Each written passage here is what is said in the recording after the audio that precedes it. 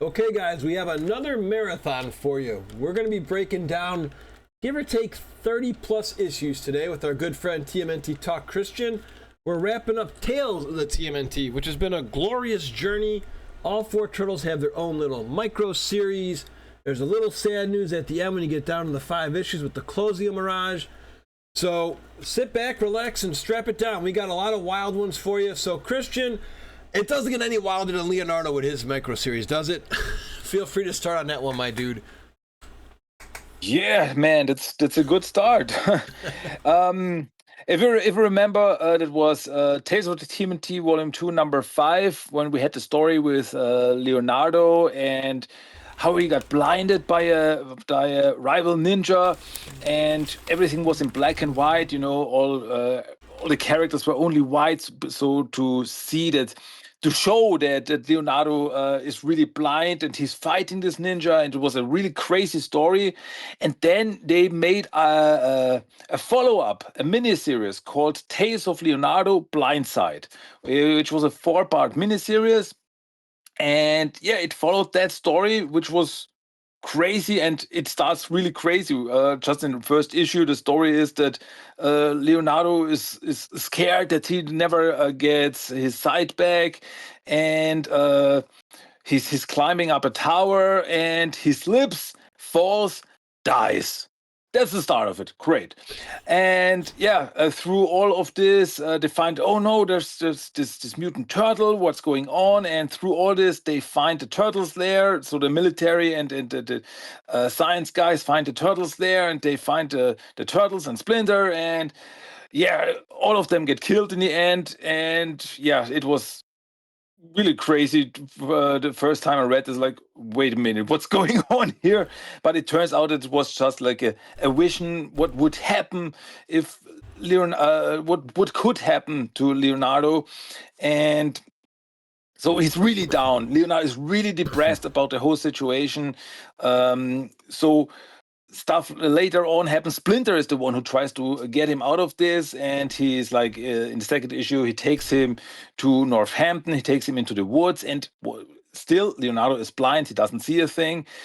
Splinter leaves him behind.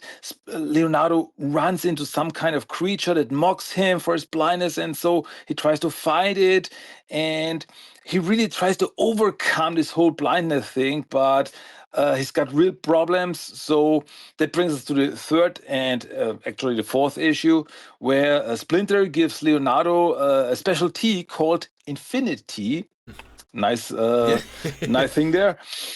And yeah, that gives him a vision where he suddenly gets transported to feudal Japan. He's a samurai in feudal Japan. He's still Leonardo the mutant turtle, but he's in feudal Japan, and he's like, he's got a family, and everybody is like, hey, you're normal, because he's like, hey, I'm a mutant turtle, but it's in this vision he's normal, and he's uh, um, he is fighting like this daimyo character, and it's really a crazy story, like this. Well, issue 3 and 4, you can call it like a two-parter here.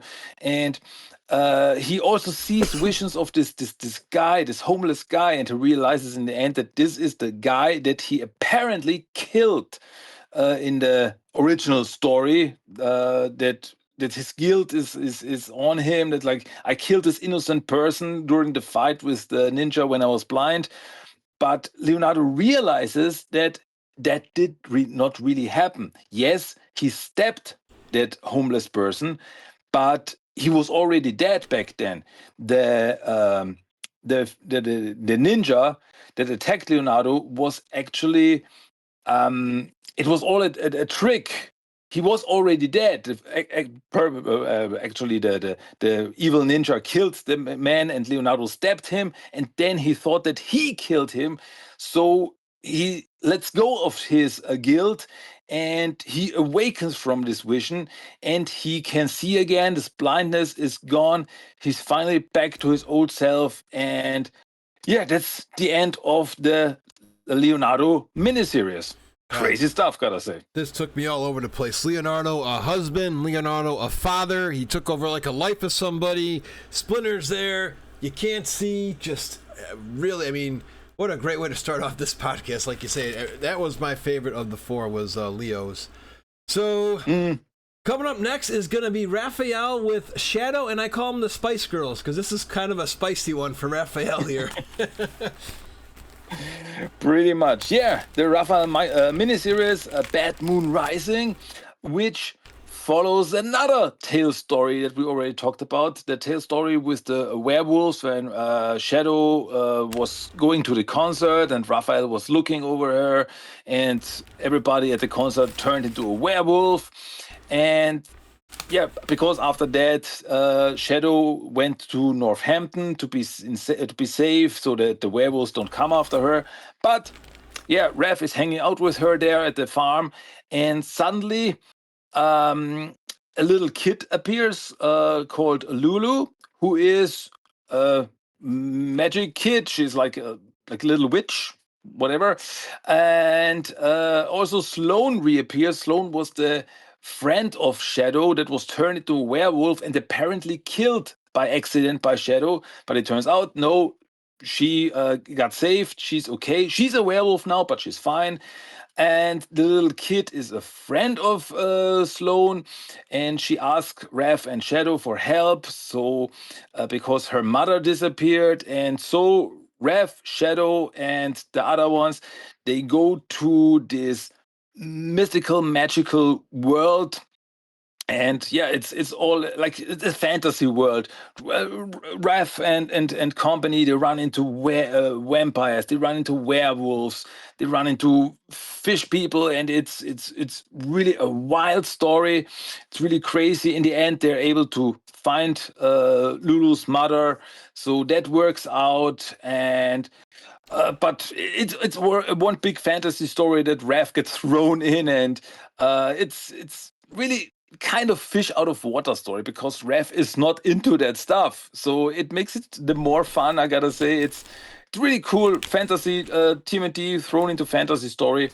It's cool. It's fun.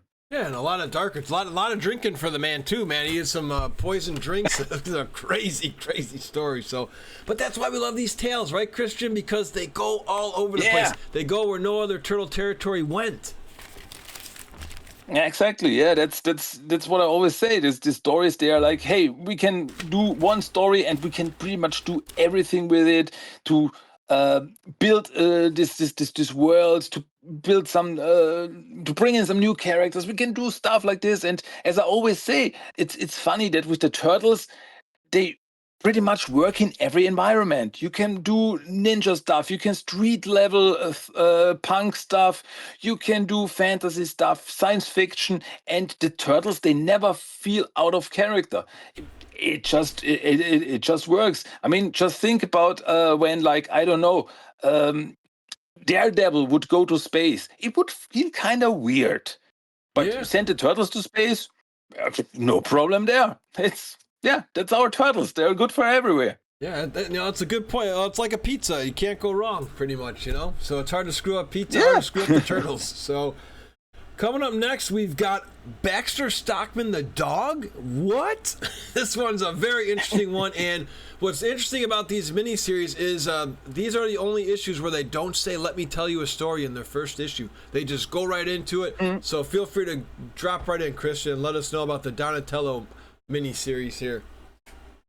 Yeah, it's called Donatello the Brain Thief. Once again, 4-part miniseries, where this harkens back to volume 2 of the Mirage series, where the turtles fought Baxter Stockman, who was turned himself into a robot.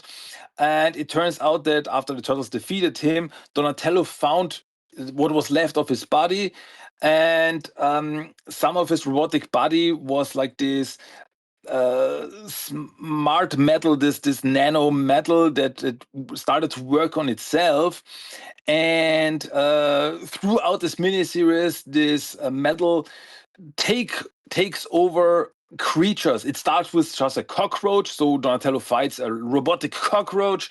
Then it's like a dog. Donatello fights a robotic dog, and in the end, it even takes over a human. So Donatello has to fight that one.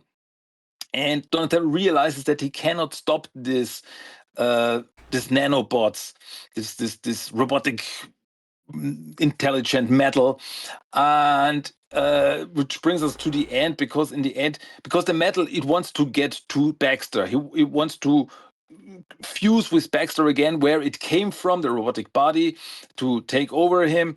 And in the end, Donatello finds a dog that's actually called Baxter. And he says, "That's Baxter." And the metal realizes, okay, that's Baxter. I want to take this Baxter over. So it goes to the dog. It kills the dog. And Donatello is able then to lock the robotic dog in a vault pretty much forever. So because he cannot destroy it.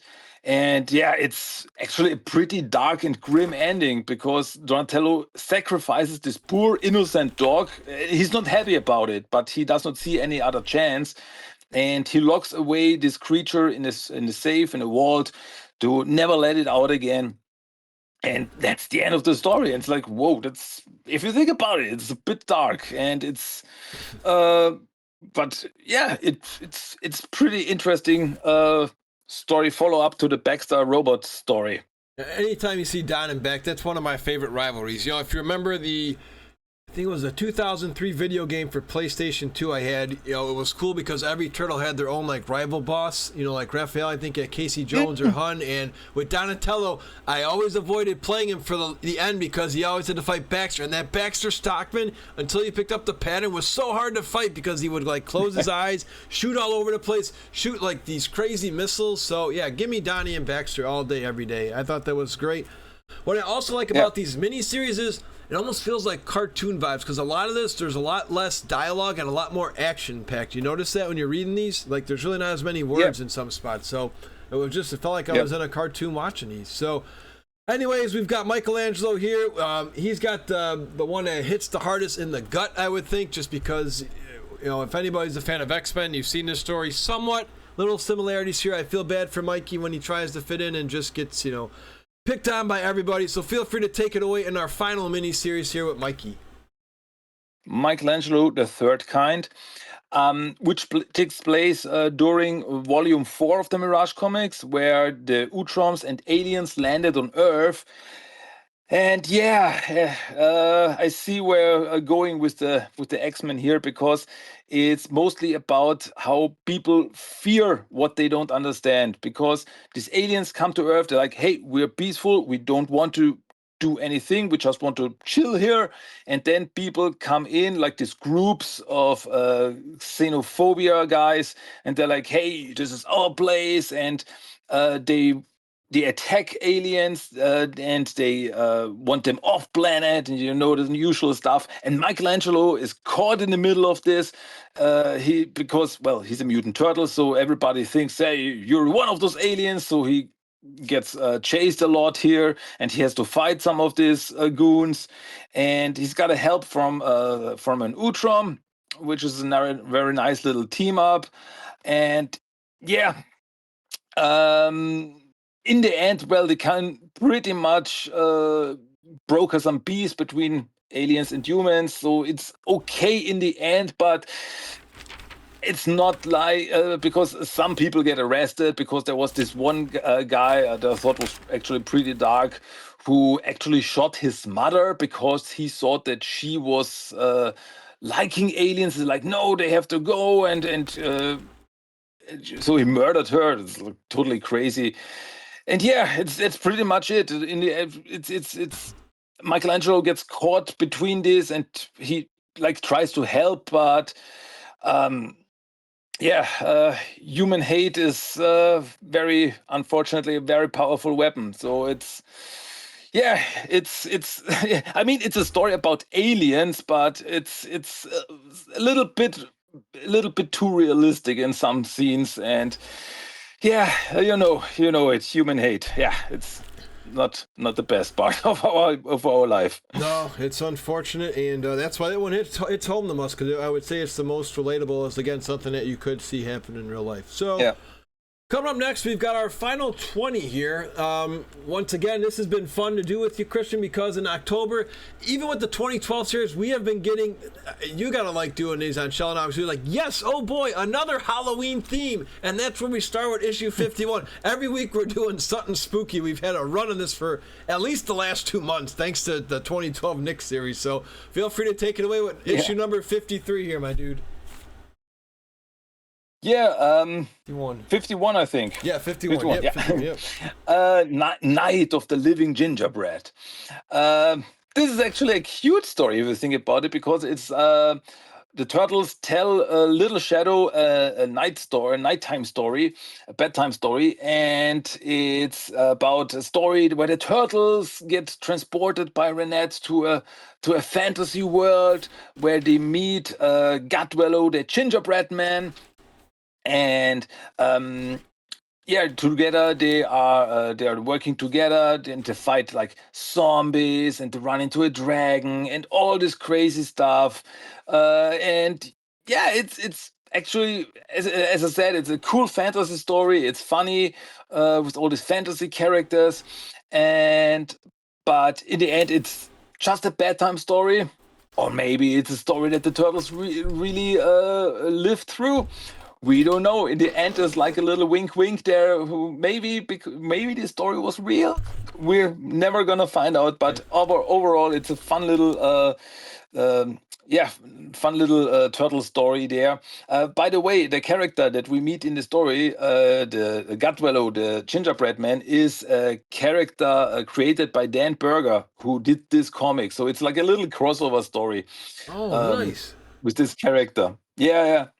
Very cool. Oh, thanks for pointing that out. Yeah, you know what's cool about these two is I want to say, just with a guess here with 71 issues plus the 16 in the miniseries, I'd say at least 33% of these are always ending with a what if, just to leave the reader guessing. It's like, you decide, did this happen or did this not? We're not going to give you any evidence. You decide, which I love as a reader. It just lets us think a little more. So coming up next, we've got issues 52 and 58 coming together with our yeehaw! Our Cowboys are back. I couldn't believe it. I know you hinted that they were going to come back, and they are the third time, and we get somebody else that makes a freaking awesome entrance here. I'm like, are you kidding me? He's here too? Why not? Yeah, we're bundling these two issues together because this is the finale of the Cowboys of Moo Mesa TMNT crossover story.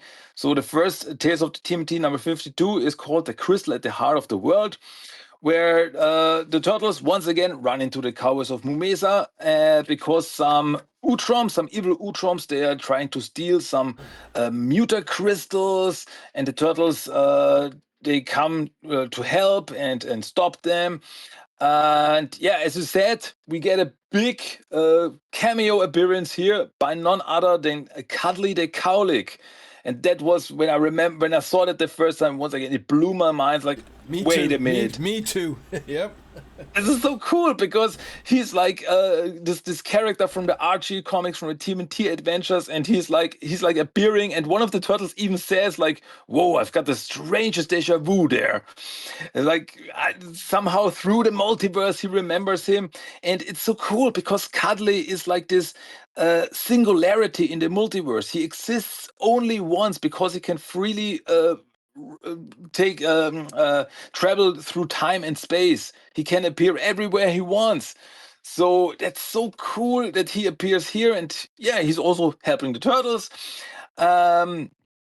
So yeah, but in the end, this evil Utrom gang, they are able to get their hands on the crystals and on some other stuff that they want for their plan. What that plan is, we're finding out in issue number 58, which is called All Tomorrow's Yesterday, where these evil Utroms, they are able to use the technology and the crystals that they got to reawaken a super strong being in the universe called Galactos. And yeah, that's the TMNT version of Galactos, the Marvel character, which is this giant space vampire that wants pretty much destroy everything.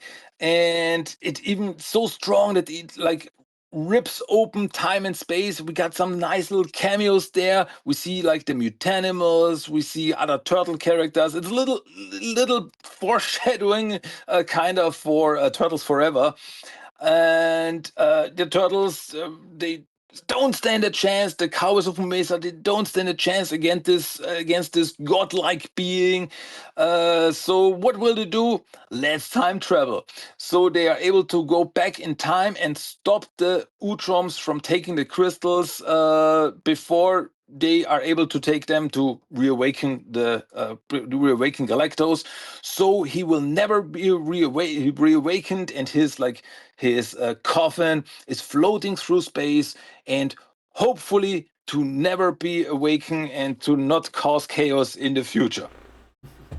Unbelievable. I love the little Galactus spot there too. And give me more cuddly, man. Like they say in Saturday Night Live, I gotta have more cowbell. I gotta have more cuddly. It was so cool seeing him. Like, oh my god. Because when I first had him, I didn't read him in the.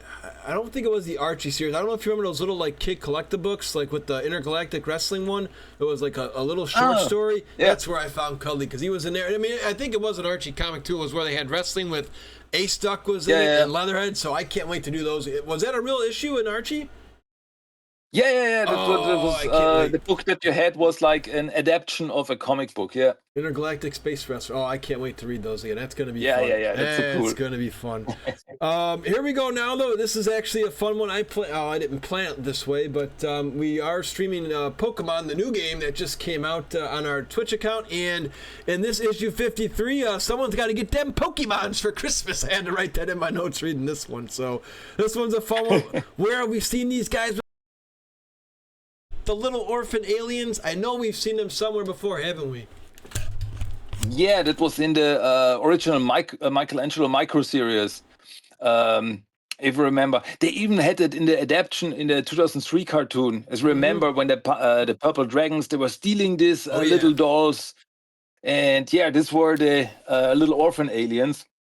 And as you said, in Tales of the TMNT number 53, called Alien Invaders, they reappear because at the farm, Shadow has one of these little orphan aliens, and it's a rare one. You know how it is with us. Collectors. As you said, with Pokemon, it's like a shiny. Oh yeah. And some kid sees that Shadow has them, and he wants it for himself. So he sneaks in with a friend at the farmhouse to steal it, but the turtles, they catch him, and they are dressed up like aliens. They're like, "You're not stealing this," and they're just scaring away the kids. In the end, it's really a funny story, and they just run away. And the ending is so cool because, like, Casey and Shadow, they are on a walk, and you see these little kids running away from them, and they're like, "What's going on with them?" You know, it's the holidays. People go crazy over the holidays. So funny little story there. Oh, I love this one. And what's cool too is, sometimes the writers want to just get their own little message in here, and I would actually love to hear these writers in like a public speaking event, because just another great heartfelt message here. It's not whether or not we are enough for each other, it's whether or not we are enough for ourselves. So again, the turtles hit you right in the feels, and some good ethics for life too in these. That's why I've had so much fun reading these all for the first time. Coming up next, though, we got one of our buddies back on the run, and some very cool artwork in this one. Yeah, Tales of the TMNT number 54, which is called A Mere Appendix. And it's all about Futuretoid, because Futuretoid gets hit and gets a little damaged. And as he's repairing himself, Futuretoid realizes, as you remember, when the Futuretoid was created, he was Professor Honeycutt, and his mind got transferred into this robot body. But during all this, Futuretoid realizes that maybe his mind was not transferred into a robot body, but was just copied into it. So he's, the whole story is about all this philosophical question, like, so am I just a copy of a real human? Am I human? Is there something still human left inside me? Or am I just a robot? And in the end, he realizes, as he's talking to some aliens about the situation, like, that he met way back when he was transformed, that he realized that it does not matter. He feels that he is honeycut. So he is, because with a man, if you take away his body and only his head is left, is he still human? Is it still the same? Or like if you put on a robot body and only the brain is left, so is it still the same man, or is it a new creation? But in the end, he feels that he's honeycut. So it's like, you are, don't overthink it. You are here, you are alive, it's good. So yeah, it's a very interesting story that we can think about a lot, because it, like, what makes a human human, the whole situation. Very interesting story, I gotta say, here with the Futuretoid. Oh man, and as you said in most of these podcasts we've done, we are just giving you guys pretty much like a sample, just a taste. We highly encourage you guys, whoever listening to us here, whether you're on Christian's podcast or mine, check these out for yourself. You will not be disappointed. These have just been great from start to finish. And we've even got a lot more to go, and it's going to get darker and a lot heavier. Coming up next in issue 55, when you see Splinter on the cover, you know something good is going to happen. It's just like, ooh, what's he doing here? It's usually how I get hyped for him. And Dooney artwork for the win, and some Bruce Lee pick too in the background of the artwork. This is one of my favorites in this podcast we're doing today. Yeah, Tales of the TMNT 55, A Day in the Life, which actually there is not much happening in the story. As the title suggests, it's a day in the life. So it shows a day in the life of the Turtles, which takes place before issue number 1, before the first issue, before the Turtles went out to fight Shredder, to fight ninjas. It's like a normal day in their life. They wake up, they hang out together, they eat breakfast, they train together. It's just a normal day. And still, this is such a wonderful story. I really like this for like a little break. There's no big evil to fight or anything. It just shows this family together, just a normal day. And it's also very nice with Raphael and Michelangelo, because Michelangelo is always mocking Raph and playing his little pranks on him and so on and so forth. But in the end, they really care about each other. It shows like really wonderful how it is. And we got like this last moment in this comic where we see, like, far in the future, Raphael is all alone. And he's looking up to the stars and thinks, Michelangelo, I don't know where you are, but I hope you're safe. And it's so really like, it's just this family. It's just like, this is what makes Turtles for me. It's like this team, this family, all of these parts together. This is always, because when someone asks me who is my favorite Turtle, I cannot say, because they are a unit, they are a family, they are a team. They all works together. And as I said, in this issue, not a lot happens. But still, it's such a wonderful and really a highlight of this whole series for me. Oh yeah, well for you it's like a four-legged table. You take out one leg, you lose the whole table. So I hear you loud and clear on choosing your favorite turtle. Yeah, I enjoy that one a lot. I even put in my notes, awesome issue. I'm glad you covered it the way I would have. Coming up next, this is one of the more gruesome, almost like not X-rated, but heavily R-rated. What's interesting is we've, I guess, gone from holy spit to just putting in all the swears we want with any typos. I don't know if somebody just got typewriter happy or what they were doing here, but with Hun coming out, and I believe this is his Tales debut. I could be incorrect, not comics, but Tales debut with him and Casey. And yeah, this one's just very gruesome and very dark. Feels more like Batman to me. A lot of Batman feels here. Yeah, see where you're coming from. And yes, this is a Mirage Universe debut of Han, because he was originally created for the 2003 show. And it's funny, because I remember reading that Peter Laird was not very fond of Han at the start, because he was just a big brute. But after a while, he really grew on him. It's like, okay, there's more behind this character.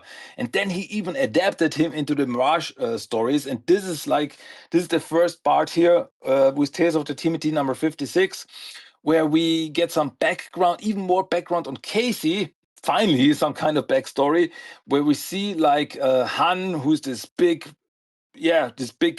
bad guy, and he's got this rivalry with Casey, and there was the scene where Han beat up Casey, and that's what really damaged Casey. Like not only broke some bones, but also broke his brain a little bit. So that's why he's a little bit crazy, especially at the start of the series. But Han was sent to jail. But this story takes place when he gets released from jail and he goes out there to get revenge on everyone who did him wrong. So of course he runs into Casey, he runs into the turtles, and it's really a dark, gritty story. It's really like very very Batman-esque here, because it's really this gang, and the artwork. Once again, we can only recommend to check it out for yourself, because the artwork is really cool. It's really gritty. There's some swearing in it, and it's a strong debut of Han in this series, and from the start you realize like, ooh, he's not to be made fun of. He's really a character that you should take seriously, or he would break all your bones. And that's the start of Han in this universe. Really cool. I always enjoy when Han's a threat. I always appreciate him in the cartoon too. He never really backed down to Shredder. He was loyal, but he was never really, afraid if you ever had to, fight him one-on-one. So, coming up next, feel free to take this one away. I just have to get my little joke in there because the Turtles are playing Monopoly in this one, and they say, Raphael, you're always in jail. Tales of the TMNT number 57, called Gangs All Here. This is I gotta say, once again, this is like one of the stories that's like a little bit too close to reality, because the turtles, they are just hanging out, and they get caught in this gang war between the Purple Dragons and the Manhattan Militia, and and it's like a little bit like, should they intervene, or should they not do anything because it's not their war? But as there are some guns in play, the turtles realize like, okay, it could be dangerous for the neighborhood, so they intervene. They like fight these rivaling gangs, and they're like, even the turtles, they'll have like these arguments like, okay, is this okay, should we do this? And they argue among each other. They're like, in the end, they're like, hey, maybe it's time, because we are not on the same side with the story, maybe it's time for us to like split up or anything. But in the end, like, Michelangelo, is the one who's like, no, because we are family. And they're like, okay, we're staying together. We have to take care of this neighborhood with these gangs and everything. So for now, they're staying together. It's like, rivaling gangs. Once again, it's like, this is something that's all too real, unfortunately. So interesting once again, like turtle version of real life occurrences, I gotta say. Yeah, no, absolutely. Coming up next, then again, we already covered issue 58 with the comeback of the Kazuma Mesa. Hun comes back, and what I'm pretty sure you appreciate this too is Hun still calls them freaks. He always, he reminds me of Shredder in the 1990s movie Freaks, Freaks, Freaks, and he always called them freaks in the 2003 show as well.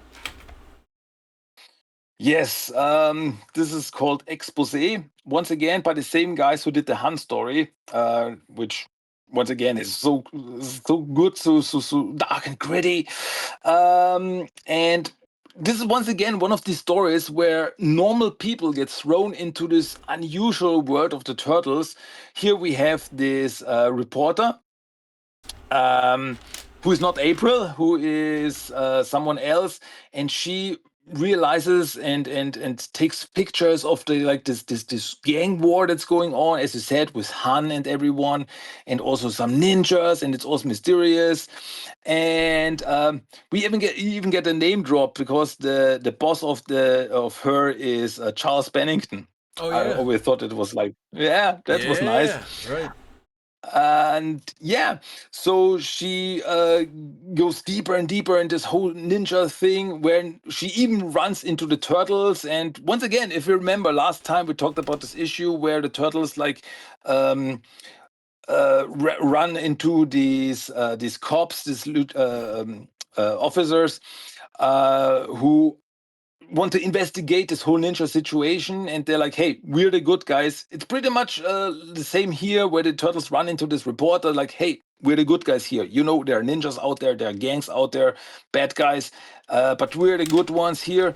Don't be afraid. So yeah, once again, very interesting story. As I say, I always like when normal people get thrown into this Ninja Turtles universe. They're like, okay, there's another layer to this world, to the normal world where mutants and ninjas run around in the city.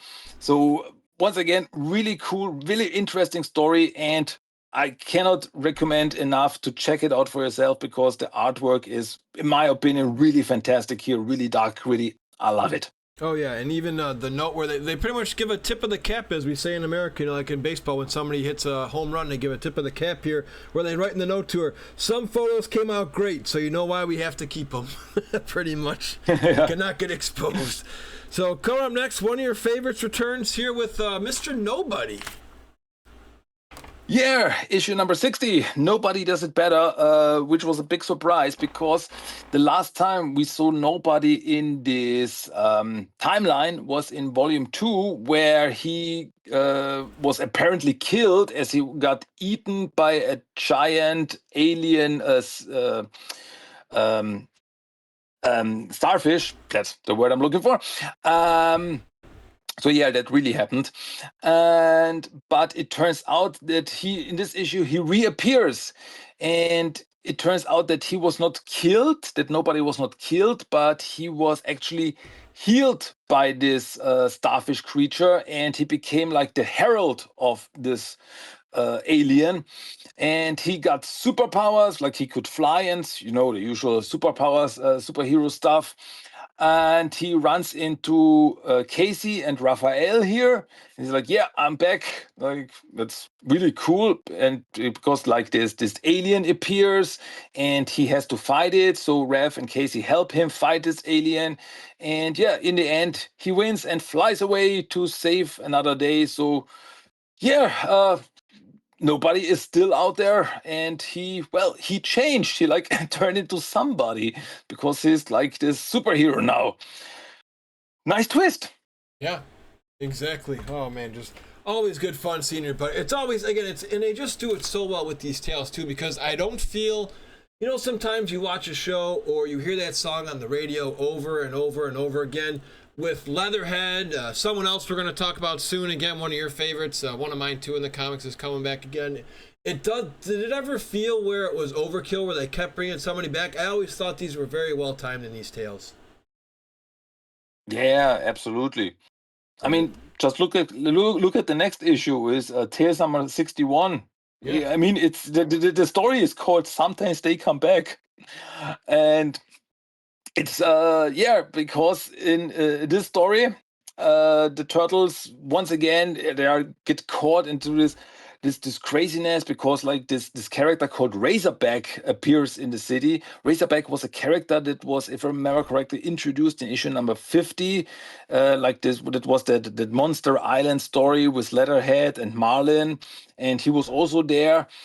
Who's like this all armored guy, and he's got like these weird powers where he can like extend his arms, make them all gooey, and it's kind of weird. It's kind of strange. We don't really know who he is, where he comes from, but he's causing chaos there. The turtles try to find out what's going on, and we get a big comeback here, because this guy uses Mousers that he apparently stole from some old stockman warehouse. And so, yeah, it took a while, but the Mousers are back. The turtles fight him. The turtles fight the Mousers. Yeah, it's once again a big action-packed issue.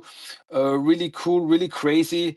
So, yeah, I think that's pretty much it as far as I remember. Yeah, we never get tired of saying great artwork. I've got that in almost every issue, but there's some I want to emphasize that I enjoy more than others. But a little cool foreshadowing here too is we do get a right here with Michael Bay, and then I had to double check because I'm reading this after it came out. This came out in 2009, so a 5-year little, hey, maybe.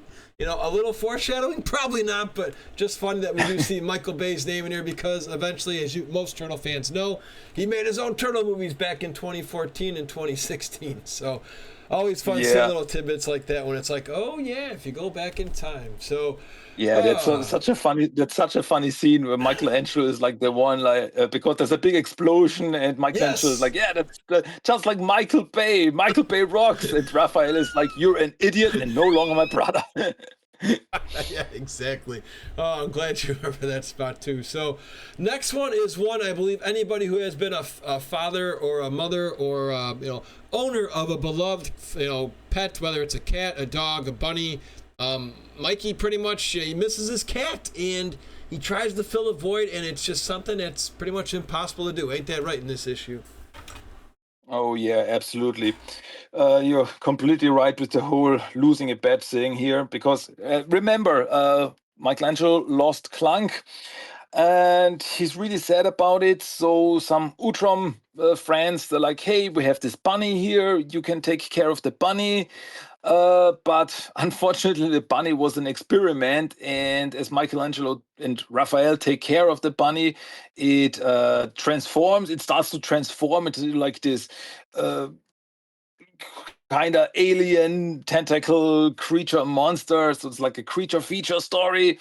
It reminded me a bit of the movie The Thing from the 80s, because it even takes on the form of the turtles, like, hey, we are normally but yeah, it's this creature and it's really crazy. Once again, a little bit horror there, it. And it's so funny because Raphael is the one who fights the creature, and then Michelangelo comes back and it's turned into like this cute little bunny again. It's like, it was a monster, it was a monster. Like, yeah, right. Cool little monster story. I love those creature features. So yeah, it works for me. Oh yeah, no, absolutely. Another good one here. There's all these have been fun, and now, well, we've got a couple comebacks still in these as we're getting down to the nitty gritty. And Crikey is the best I can say it. I'm terrible with the other accents, but this reminds me of the Crocodile Hunter here with Crikey for a big game hunter with our buddy Leatherhead coming back.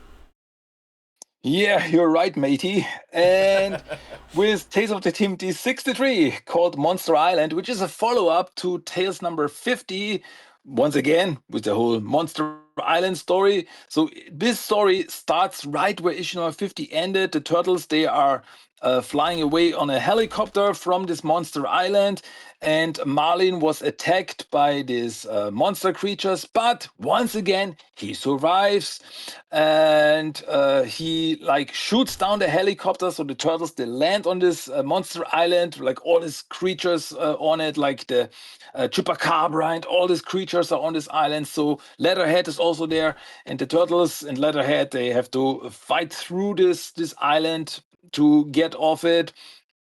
And yeah, Marlin is also after them. So we got all this big thing. Yeah, some Mothman are even there. It's really crazy. And it's in the end, the turtles are able to get off the island, but the ending is pretty funny because Marlin gets eaten by none other than Nessie, the monster from Loch Ness. And so that's his end for now. Will he come back? We don't know. He came back from worse. So yeah, that's the end of the Monster Island story arc, I think. Yeah, it was a little not confusing. I just wish we had a little bit more of that guy. I think it's always cool. They did that once, I think, in the 2003 series too, with a girl, and she always yells "Parker," kind of like the big game, like hunting type stuff with the monsters. So I always think those are kind of cool too with these gigantic turtles. So. Anyways, those 64, once again, love the artwork. The Michelangelo with the trench coat gives you a really cool feel. Feel free to take it away. And we also have page 8. I just got to give a quick prop to the Batman touch as well. The story, which is called The Burning Man, is a very interesting story because it's told completely by Michelangelo.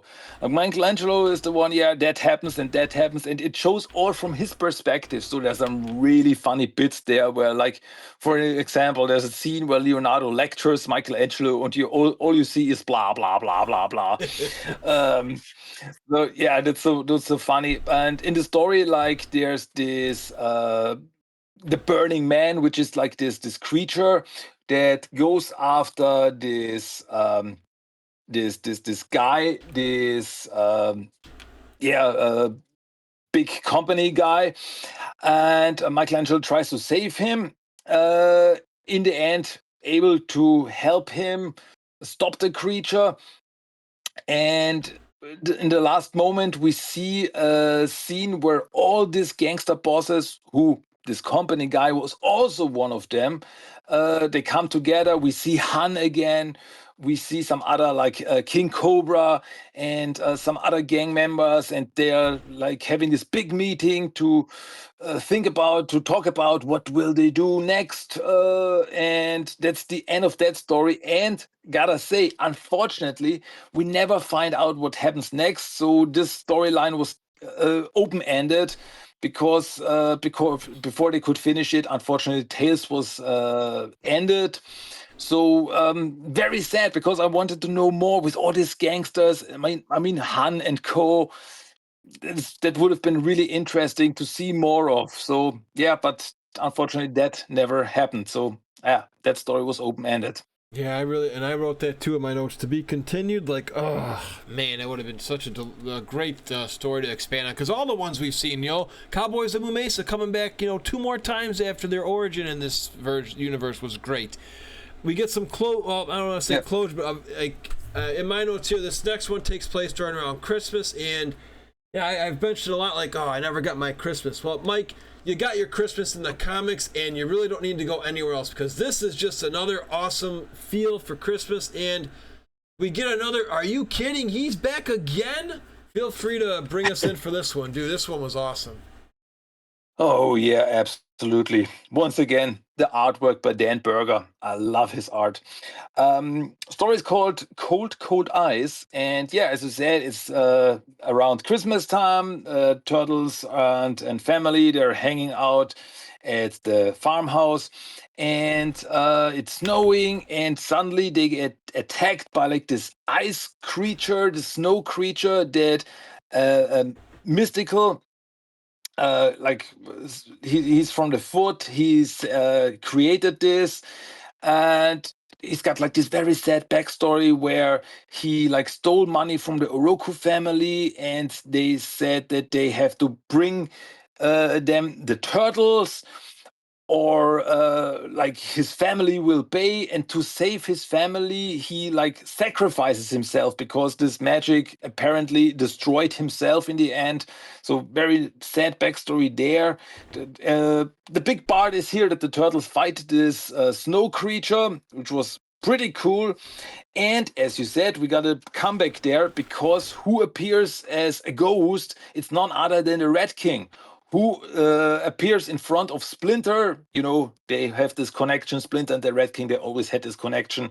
And he appears as a ghost to, like, warn him of what's coming. So yeah, nice little cameo there with the Red King.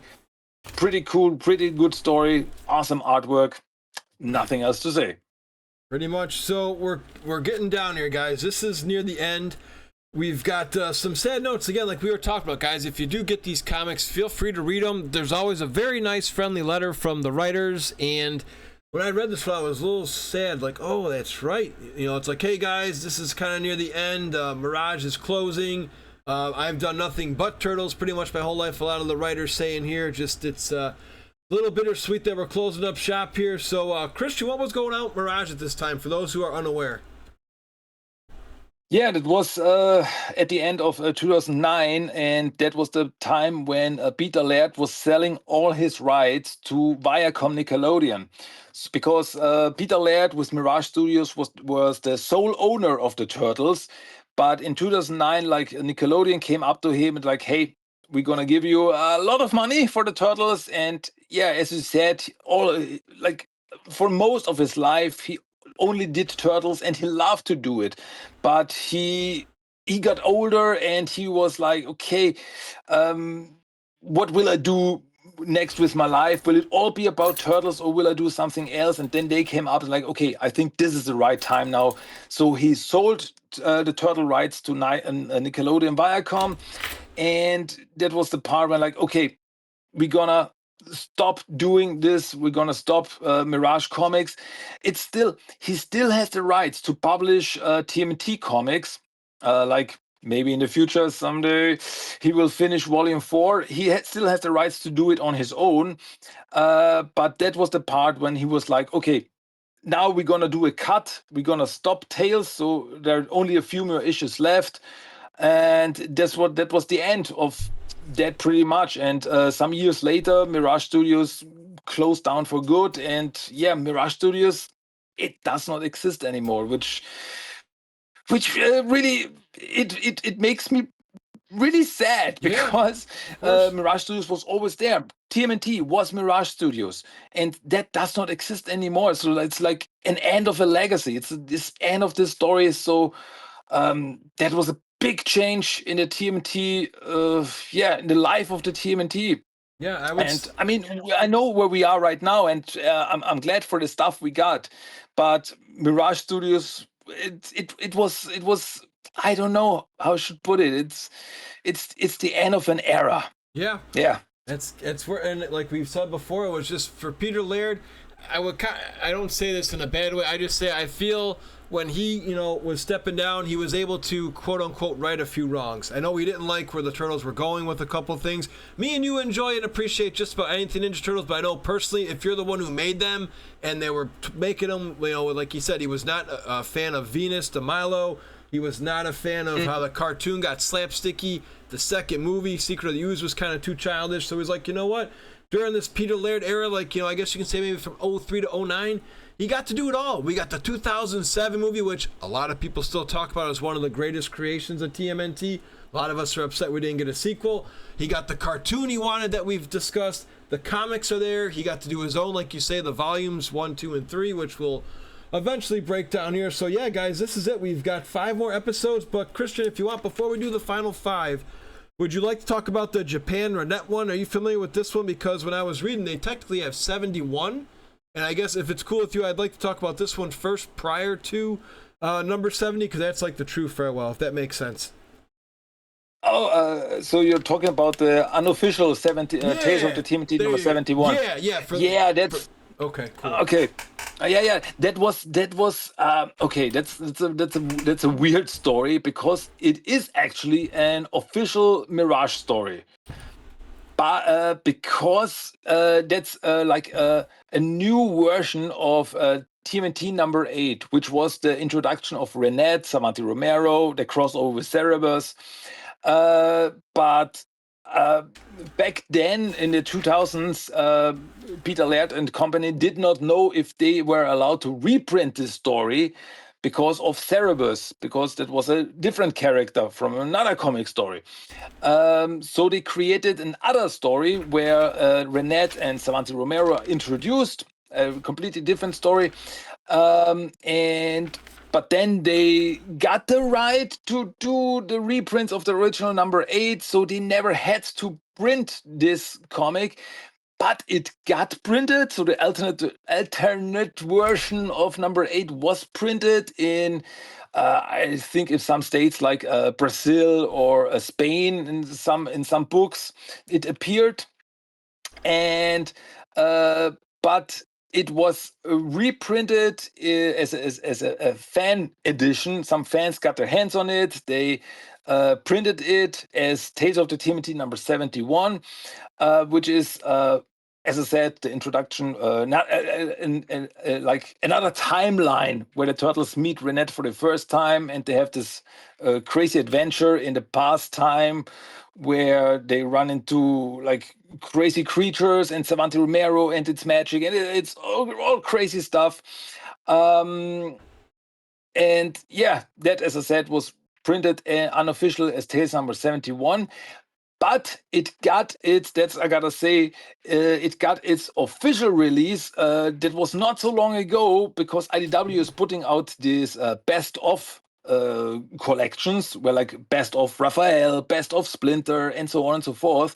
And they recently released a best of Renette Oh. book where they printed this story, which what was it called? The Paradox of Chudnovsky, um, for the very first time official in English. So if you want to check out this story for yourself, check out Best of Renette because they printed this story officially in this book. Wow. So I hope I got everything right there.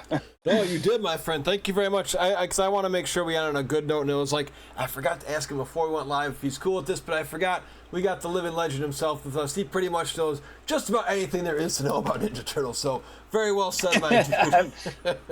So I'm giving my best. yeah, we appreciate it. And yeah, we got our final 5 now. Like I said, we've got our note here. The Mirage is coming to an end. Even when you see the old cartoon, you would see that Mirage Studio spot. Because like you say, that was, pretty much how Marvel is Marvel. That was Mirage Studios was Ninja Turtles. So we've got 5 left. And who let the dogs out? Tons and tons of dogs in this one. Yeah, Tales number 66. There's no place like home is the story. And yeah, that's pretty much a lot of dogs go missing in the neighborhood. And it turns out that some punks, some gang members, they are like kidnapping pets, some dogs, and they then like bring them back to the owners to get the reward money, to make some money. So pretty crazy scheme there. And the turtles find out about this, and they, pretty much they take care of the punks and get the dogs back to their owners. So yeah, it's a nice little story. It's just a one-off story. Like, okay, it's another adventure in the turtles' life where they save some kidnapped dogs. Yeah. It's nice. I like it. Yeah, nothing wrong with that at all. Who wouldn't want to help out a man's best friend over there? So we got 67 coming up, and it's almost like that prank phone call with Arnold Schwarzenegger in Kindergarten Cop. Who is your daddy, and what does he do? Yeah, the story is called Schooled, and the main story is about little Shadow who goes to kindergarten for the first time. They're like this elite kindergarten, and Casey and April, they did everything to get her in there. And it's so cute because like we have like this moment where Casey is like, my little girl is growing up, and we have all this big anime eyes, like crying. It's so cute. And yeah, she's going to kindergarten, and unfortunately, some kids make fun of her because like Casey is not a rich man like some of the others. So Shadow gets really angry, and she starts talking about like, no, but my father is a superhero. And she even starts talking about the turtles, and like they are superheroes too, and they fought bad guys and aliens and so on and so forth. And well, of course, nobody believes her. So when some kids make more fun of her, she even punches one in the face because, yeah, she's Casey's daughter. And so, so Casey have to take Shadow home, and she's really sad, and it's like, oh no, I messed up. And there's like this cute father-daughter moment, like, no, it's all good, it's all fine. And but there's a little side story there where Raphael helps a woman who uh, gets beaten by her friend or husband, I'm not sure here.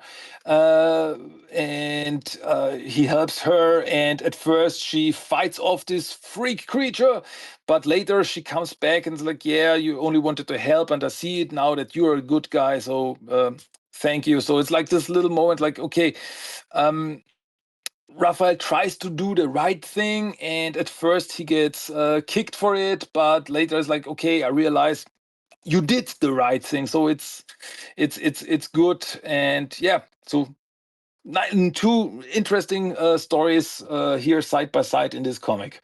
Oh yeah. Now, for me personally, coming up next is issue 68 to 70. And this is one I'd love everybody. We just talked about while reading the notes. This is one I'd love everybody to read if you're ever feeling down in the dumps, just to reflect on your own personal life. This is a very touchy subject here, cancer. One of the writers had cancer, and this issue talks about it. It works for me where the turtle's going, actually, like the story you're going to talk about here. But just for me, if they knew this was ending, this would have been okay for me to have be the final issue. I would have pushed this to be number 70 just because it's a very, not a happy ending, but, just something to reflect about on your life here for me personally. Oh, absolutely. Story is called Heroes in a Half Cell. And in the story, Robin, April's sister, gets cancer. She gets some kind of alien cancer. And the turtles, of course, they want to help her. So they get shrunk down and they go inside Robin's body and they fight off these cancer cells because they're like, as I said, they're like this alien cancer, which is some kind of sentient. So they fight it off. And yeah, with some help outside from the doctors, they are able to stop it. So Robin gets better. And as you said, it's really it's a touching story because cancer is a horrible thing, and and to like get the story like, okay, the turtles, they are there to help, and they go all this length to fight this to find this sickness and help someone. And it's we wish this could be real. Like, okay, we know someone who has cancer, like, hey, turtles, can you come over and help us? That would be wonderful. Unfortunately, that's not always the case. But yeah, for this story, it's like it's really it's a touching story. And once again, it's it sounds funny when I say this because it's a story about four turtles who get shrunk down to fight a sickness in someone's body. But with the whole cancer story, it feels like it feels real once again. So yeah, very very interesting topic that they chose for this comic. Yeah, and the good news too, at this time at least, when they wrote this back in the early 2000s or mid teens, I think 2009ish, Jake Black, like you said, in this issue he was cured of it. He had no more cancer in his body, so very happy for that man, and thank you for all your work and passion for being a turtle writer and anything you did in the Ninja Turtle universe for us. So 69 is probably the final, like, what if, like, will this happen, could this happen? Just another great one here is trying to, even though we all have our own destiny, trying to prevent things that happen. Really cool one right here. Yes, story is called Dark Shadows, and well, it's about Shadow, but she's all grown up. This is a future story, and she became a ninja. She was training, she became a ninja. She is good with the sword, and she's walking around this this kind of post-apocalyptic world. We know this world. It's flooded. It's pretty much destroyed, and she's looking for her sensei in this world. And she runs into some ninjas, and she fights ninjas, and it's really, once again, really action packed until she finds her sensei, who turns out to be Raphael. And they have this argument like, yeah, you left me. And so they fight, and it turns out that Shadow is the one who, like, during the fight, because of the fight, she takes Raphael's eye, because Raphael in the future is missing one eye, and she's cutting him with her katana, and he's losing an eye because of that. And we get this moment where we see that Renette is actually showing present time Raphael this possible future, and she's like, "This will happen. This will be the outcome if you train Shadow." And but it's also like, but this is like the best outcome of them all, because it could only get worse for Shadow if she's not trained. So it's like Raphael then is like, okay, then I have to do it even if I lose an eye. So Yeah, I said before, I'm really there for a good time travel story, and this is very interesting because, like, okay, I know what's gonna happen. It's like this whole loop thing. Like, if I do this, this will happen again and again and again. So I really, it's really interesting story, and it's also like, okay, so that's what this world will come to, and it's really dark, gritty, and very post-apocalyptic, I gotta say. Oh yeah. So we've got one more left there, buddy, and then we'll do our final thoughts on the whole Tales series. We've got one more, and we've got one more group of people coming back too in this one. Oh yeah, Tales of the TMNT number 70, which is called Return to New York, Book 1.5, Zog. And yeah, it's really cool that for the last issue in this series, they made this callback to Return to New York, one of the most well-known turtle stories. And it's like an insert because if you remember in the Return to New York story, we saw that Raphael ran into Zog, the Triceraton, in the sewers. And when the other turtles came later, they found Raph and he had Zog like as a buddy. But in this story, we find out how that happened because Raphael found Zog, but Zog attacked Raphael. Uh, um, and Raphael had to fight, and he got captured by Zog, and yeah, and there's also like a foot ninja who is also there, and he has to fight him too after a while, and so on and so forth. And which brings us to, like, in the end, when Raphael is able to convince Zorg that he is actually like a Triceraton in disguise, like, hey, my name is Zoref, and I'm your leader now. And this is the moment when Zorg is like, okay, leader Zoref, I will do what you say. And that's the moment when Rev like more or less befriended Zorg, and they like became a team.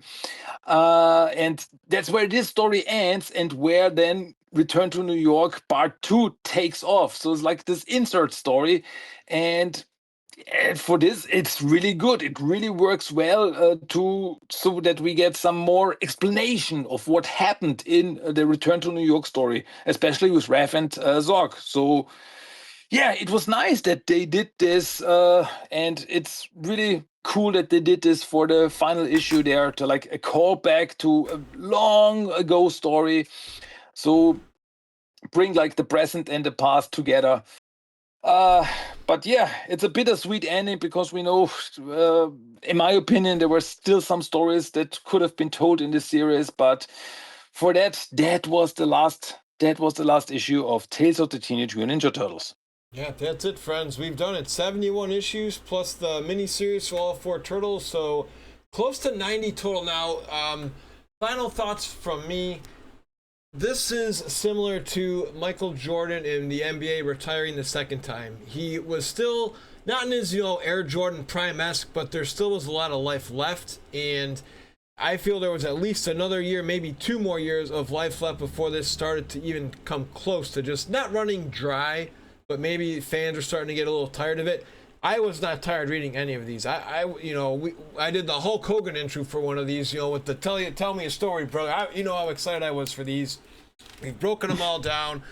Like Christian said, these hit you in the feels in so many ways. It's gonna it touches all your emotions. You get pissed, you get angry sometimes when the bad guys are winning. You feel love and joy when, like the father and daughter moment, like you say with Casey Jones and his daughter Shadow in this one here. April and Casey, the proposal, which was pretty cool. You get sadness with Michelangelo and Clunk passing away. You get some chuckles and laughs there, like you say with Michelangelo, kind of like being the narrator of it with blah, blah, blah from Leonardo with the dialogue. So you get stories that we even didn't know we wanted, and we got with the Cowboys of Mesa coming in 3 times. I mean, you get cameos. The Rat King was phenomenal. And again, Christian, for those, again, in case this is the first time they're on Shellonomics, this started, back in the 80s, and then it came back, right? Yeah, absolutely. There are 2 volumes. The first volume were only 7 issues. As you said, they were in the 80s. And then they restarted it in the 2000s with volume 2, which ran up to issue 70, which was the longest running Mirage Mirage Comics line, because the other one was volume 1, which ran up to 62. So there are like 8 more issues here. It's just the longest running in the Mirage universe. And yeah, as you said, this is these tales, they're like they are from all over the place in this in continuity wise, I gotta say, because like some stories take place even before issue number 1, then some of this take place during volume 1, between volume 1 and volume 2, and then later on with volume 4 and so on, and some of the future, and it's like stories from all the places in the TMNT timeline. And it's so cool because we also got like all these different styles. We got funny stuff, we got gritty stuff, dark stuff, bloody stuff, and some even who hit you right in the feels. We get turtle stories where the turtles don't even appear in. Like we got one issue that was all about Karai. And all these different artists and all these different story writers, they all had their crack at the stories. They could like, hey, you want to tell a story? Go for it, do it. And some, as I said, some of the artwork was a more funny, was more goofy. Some of it was totally realistic looking. So once again, you get everything. And yeah, some of the stories I think are cooler than others. Some of the stories are like, oh, that was a really that's one of the best turtle stories ever. But none of the stories are like, that was stupid. I did not care about this at all. Some of these are goofy, as I said, but they're still funny and entertaining and just one-off stories, just little turtle stories for the turtles' life.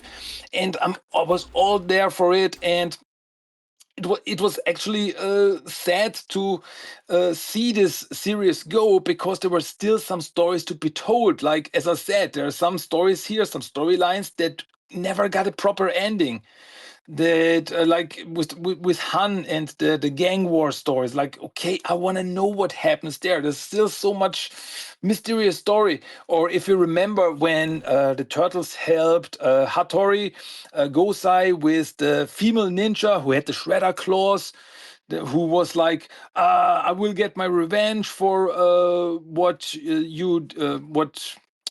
was it, for what the Hamato clan did to my family. We never found out who she was. We never got a follow-up story to that. So like, I want more. I want more. So yeah, this Tales was really great, was really cool. And it's Mirage TMNT in its purest form. And for that, I will always love it and always come back for to revisit these stories. Yep, the Dream Team too. Like I said, I mean, it was pretty much Turtle Prime, like you say. This is Mirage. This is where the Turtles came from. Yeah. All these artists and writers. Peter Laird chimes in once in a while in some of these stories, and it was really cool, like you were saying too, because the artwork of all the turtles sometimes are big and like what the hell, kind of like steroid, like Godzilla turtles. Then you get your original, like these are my turtles. Then you get a little different, some little more muscular. And then just they're all so different, unique stories. Like Leonardo is drugged, he kills somebody. What? I mean, Raphael loses an eye if it goes this way. Tons and tons of horror stuff for those. If you're checking this out in October when we're producing this, if you want to just take a dive into Turtles, I'm in a Halloween mood. Is there anything good with the Ninja Turtles? Yes, there's plenty of them right here in the Tales. So, dude, we did it. Thank you again for all your help. So, if anybody wants to know what's going on in the present of the TMNT comic universe, where can they find you, Christian? Oh, if you're interested in current comics, well, I've got the place for you, which is my podcast, Teenage Mutant Ninja Turtles: The Talk. You can check out the podcast on Apple Podcasts, Spotify, pretty much everywhere, or just go to my website, tmnttalk.com, where you also can find all the social media stuff, Facebook, Instagram, TikTok, Twitter. I'm pretty much everywhere with the podcast. So yeah, check it out if you're into the current comics by like IDW. And so yeah, that's come on over. Let's check it out, and let's talk turtles. I'm all there for it. Oh man, it's just like, again, like you always say, We love your channel too. 'Cause you got everything. You got the Casey Jones, Shredder, IDW, Saturday Morning Adventures. It's hard. There's so much Turtles going on. You can't even say it all in one breath, my friend. Yeah. Oh man. All right, my dude. Well, as always, we'll leave with until next time. Thanks again, Christian. Until next time, my dudes.